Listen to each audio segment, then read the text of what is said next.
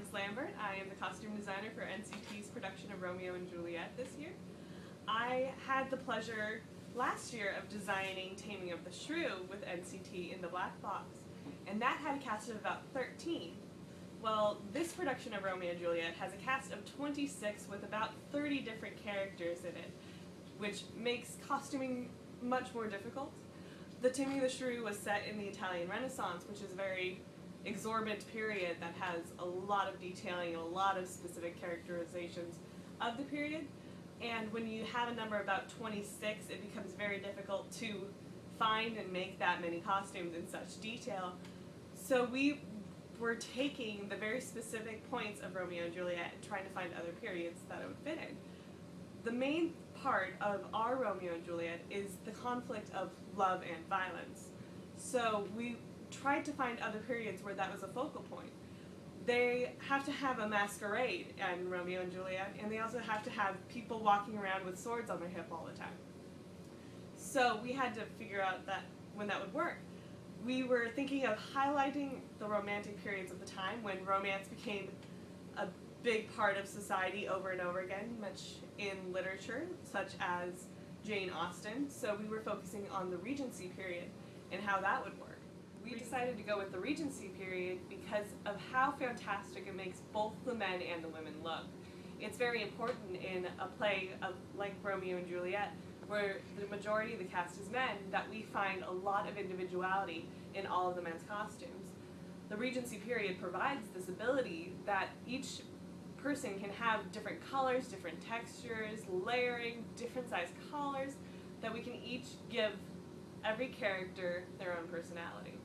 My favorite part of being a costume designer is getting to develop the characters. My favorite example in Romeo and Juliet is Tybalt, who is on stage for a surprisingly short amount of time. He's only in 3 scenes and doesn't have that many lines, but he is a character that drives the story forward, and that everyone, when they leave at the performance at night, is going to remember this character.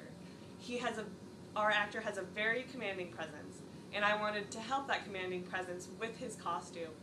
I am focusing on the color red for his very violent personality and giving him very sharp corners to his costumes, kind of giving him like a cutting edge, really. So I was hoping that with these characteristics, when he walks on stage, our eyes will be drawn to this man whose very sharp and very bold costume will help drive his character and the plot forward. One of the more fun challenges of Romeo and Juliet is how much blood is actually used in this play. Many people die, so we need to use blood on quite a few actors. And as a costume person, that's very difficult because stage blood is mostly made out of red dye, and as anyone who's dyed Easter eggs knows that once you get red dye on something, it usually doesn't come out. So that's a big challenge for me to come across, is how to deal with getting blood on so many actors and then removing it for the next performance. So we've got a couple of tricks up our sleeves of how we're going to make everyone bleed that will be very shocking for the audience members to see.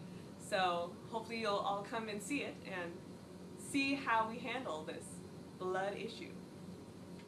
I feel very fortunate to be an MFA candidate at University of Nevada, Las Vegas. I am a third-year student currently, and I have already designed 6 different shows with 5 different directors.